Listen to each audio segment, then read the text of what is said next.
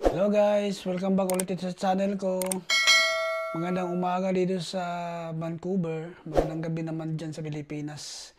Kumusta kayo mga lods? Kung ako yung kakumustahin, ayos lang din. Day off ko pala nitong araw mga lods. Kaya pwede tayong mag-vlog.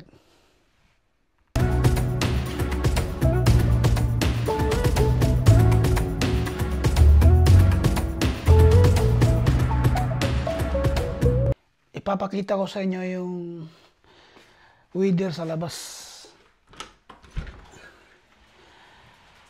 Ayan mga lods, ano? Umuulan dito ngayon sa Vancouver. Napakalamig. Ito yung itsura ng labas namin mga lods. Yan. Itong ulan na to, buong araw ito. Meron pa namang palabas ngayon sa Pacific Coliseum. Yung mga asap na artista dito magka-concert sa may Pacific Coliseum. Hindi tayo makapunta kasi maulan. Napaka lamig pati. Wala rin tayong ticket. Yun lang. Bali yung weather dito ngayon mga lods, 11 degree. Pero naka-t-shirt lang ako. Pero hindi naman ako magtatagal dito sa labas. Papakita ko lang sa inyo. Ayan mga lods.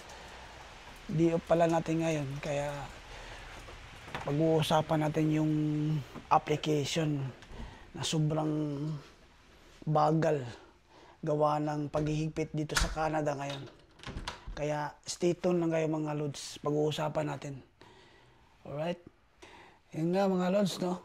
Pag-uusapan natin yung application ng PR ng hipag ko dito sa Abbotsford.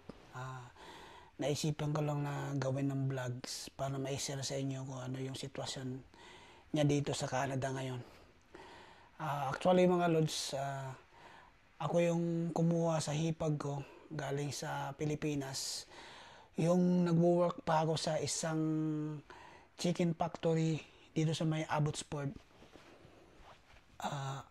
Yung ano, doon ako dati nag-work, doon din ako na PR. After 1 year ako doon nag-work, nag-apply agad ako ng PR. Tapos sa kasamaang palad mga lods, ano, yung sa kapanahunan ng hipag ko doon sa Abbotsford, naabutan sila ng paghihigpit. Bali, nag-submit siya ng application niya last October 2024. Ang natanggap lang niya is biometrics. Simula nun wala nang update sa application niya. Napakasaklap ang nangyari ngayon dito gawa ng paghihigpit ng Canada Immigration. Hindi kagaya nung kapanahunan ko na napakabilis lang.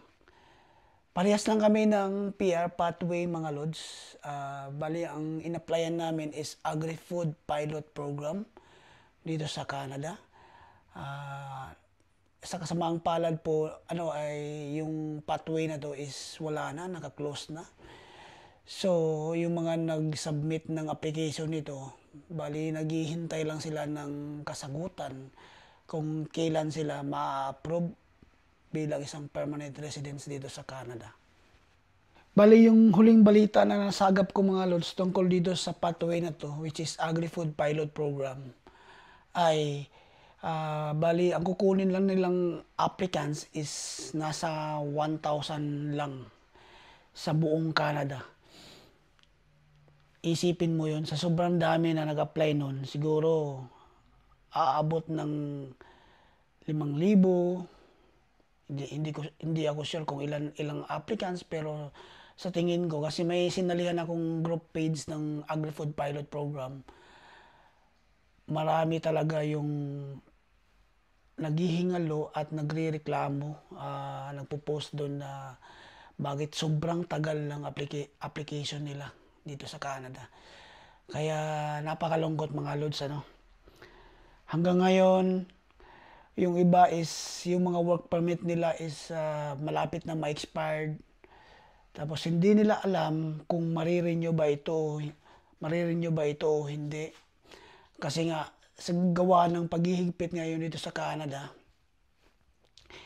hindi nila alam kung makaka-renew ba sila ng work permit or uuwi na lang sila sa Pilipinas. Napakahirap ng sitwasyon nila mga lods. Siguro kung ako ang nasa sitwasyon nila, hindi ko na alam kung anong gagawin ko.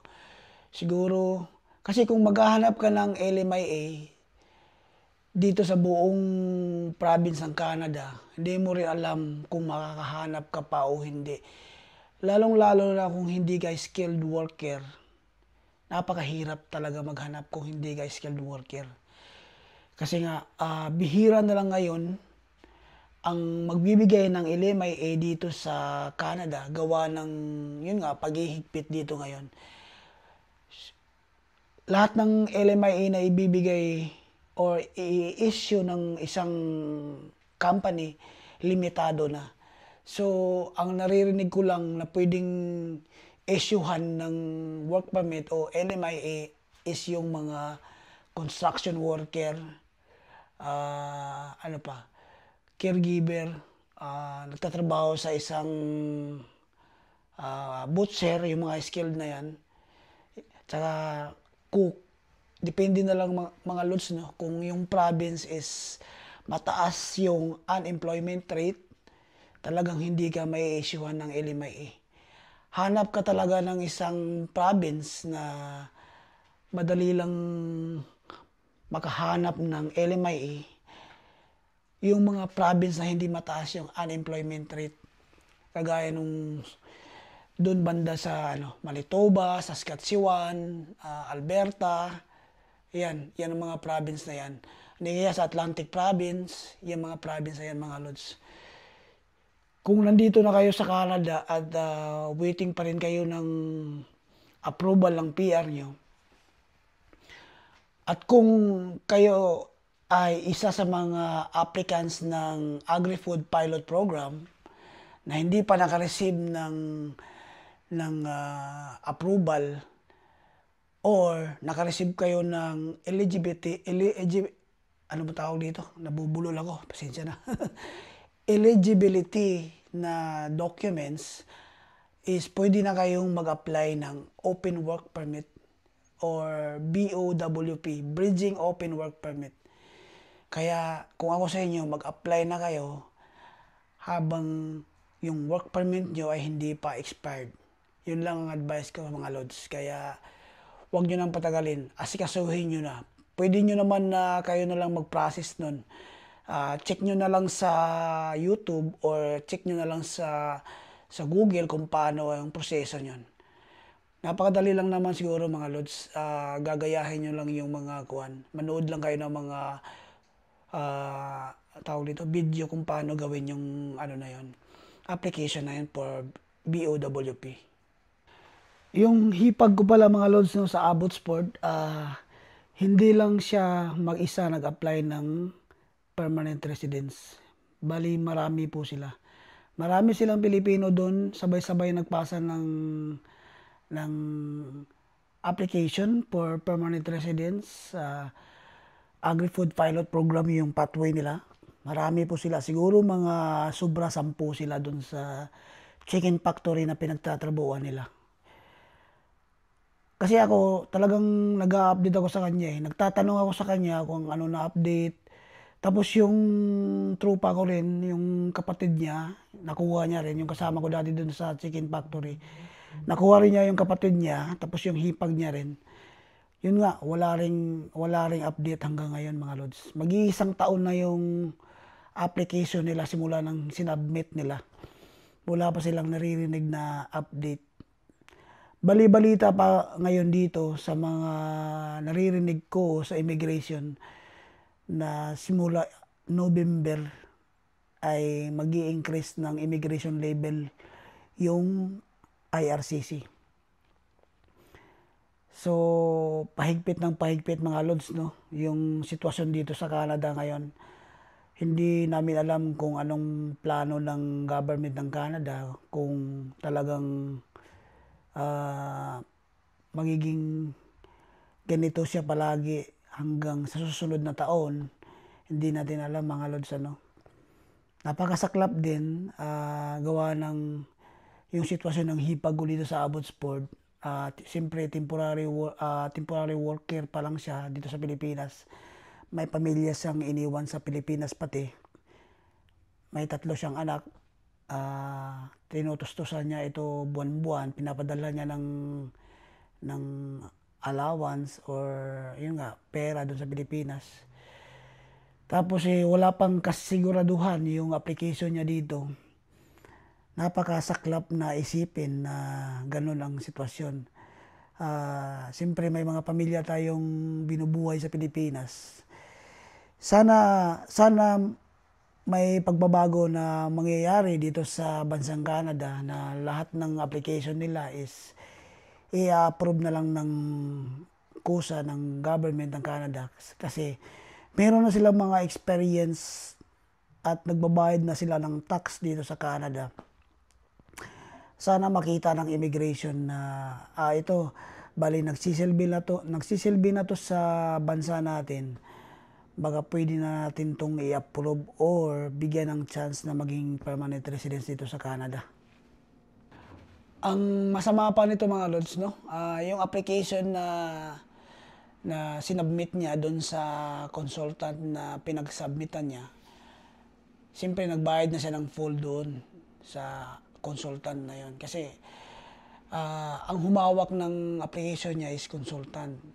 Kaya siyempre may bayad yun, no? Balita ko, bayad na yon lahat. Kumbaga naka full payment na siya. Tapos wala pa siyang naririnig na update. Kahit man lang konti, talagang wala. Alam niyo mga lods, sa dati, yung application ko dati, ang ginawa ko, kasi nga, medyo nainip ako dati, yung naghihintay ako ng PR application, PR approval ko. Nakareceive agad ako ng EOR. Pag-submit ko ng application ko, after 1 month, naka-receive din agad ako ng acknowledgement of receipt. Yun ang pinaka-importante. Ibig sabihin nun, na natanggap na nila yung application mo ng IRCC. Tapos, sunod-sunod yun. Nag-send din sila ng medical request sa akin, saka sa mag-ina ko sa Pilipinas. Bali, tuloy-tuloy yung proseso dati mga lods, no? Last way back 2021. Yung nga, no? Napakasaya ko dati kasi nga, diretso yung proseso. Tapos, umabot sa punto na nainip ako mga lods, no? Kasi, nag-resign kasi ako dati doon sa pinagtatrabuhan ko, yung pinagtatrabuhan ng hipag ko ngayon. Nag-resign agad ako doon. Kasi nga, napakababa ng sahod. Tapos, inisip ko, kung doon pa rin ako magtatrabaho, kukulangin yung budget namin para sa PR. Kasi nga, ang binayaran ko sa PR is 5,600. Tapos, kailangan maglaan pa ako ng ticket yung mag-ina ko. Siyempre, kung ma-approve yung PR, kailangan ko ng ticket na makapunta sila dito at makatulong yung asawa ko para makapagtrabaho na rin dito. Yun ang iniisip ko, kaya nag-resign ako doon. Nainip ako dati, ang ginawa ko mga lods, talagang tinawagan ko yung IRCC. Nag-research ako kung anong number ng IRCC. Alam nyo mga lods, talagang sinagot ng IRCC yung tawag ko. Siyempre, dapat mahinahon yung pagsagot mo. Siyempre, with respect yun.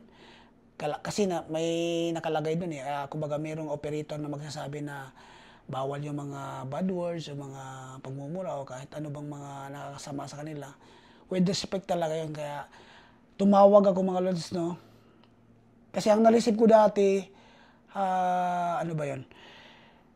Yung bago ma-receive mo yung eligibility, pagkatapos pala ng medical request ng mag-ina ko tsaka sa akin, medyo nainip na ako noon, tumawag ako sa IRCC. Nagtatanong ako kung ano na update ng application ko. Kasi nakalagay doon sa portal ko na background check na yung application ko. Kaya tumawag talaga ako mga lods kasi nainip ako . Sumagot naman ng maayos yung IRCC. Yung nga, on process pa daw yung papel ko. Siguro mga lods, after 2 days, na-approve yung permanent residence ko. Kaya yun ang sasaya ko kasi nga sulit yung pagtawag ko sa kanila.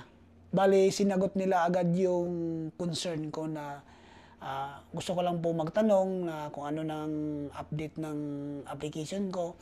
Kasi ang sinabi ko kasi dati mga lods, gusto ko na po makasama kasi yung pamilya ko, which is nasa Pilipinas. Kaya, sinare ko sa kanila ba kung ano yung sitwasyon ko. Ako lang mag-isa dito sa Canada ngayon, napakalungkot at gusto ko rin na makasama yung pamilya ko. Kaya sana ma-approve na yung PR ko nito, ganyan. Parang nagdrama lang ako sa kanila mga lods. Siguro after 2 days na tumawag ako sa IRCC na approve yung PR ko mga lods. Maniwala man kayo o sa hindi. Yun ang ginawa ko sa application ko. Kaya nagpapasalamat talaga ako na yun ang nangyari sa application ko dati. Hindi katulad ngayon ng application ng hipag ko na napakatagal, napakabagal ng proseso. Gawa ng ganitong paghihigpit ngayon. Siguro, sa mga applicants ngayon na on process pa lang yung mga papel nyo, taste lang muna. Kung may chance na pwede na kayo mag-apply ng Bridging Open Work Permit, mag-apply na kayo. Para yung work permit, hindi kayo mawalan ng status dito sa Canada. Yun ang purpose nun eh. Kaya mag-apply na kayo ng Bridging Open Work Permit habang inaantay yung application nyo. Yun lang ang advice ko mga lods. Sinare ko lang yung experience namin dito sa Canada, especially sa hipag ko na hanggang ngayon naghihintay pa rin sa application niya. Kung parehas man kayo sa hipag ko, yun nga, kung may chance na kayo na mag-apply ng Bridging Open Work Permit, mag-apply na kayo. So, hanggang dito na lang mga lods, no? Nag-share lang ako ng experience namin dito sa Canada. Kaya, maraming salamat pa rin sa palaging panunood dito sa video ko. Don't forget to like, share, and subscribe na rin dito sa channel ko mga lods. Hanggang dito na lang at maraming salamat. God bless everyone. Bye for now.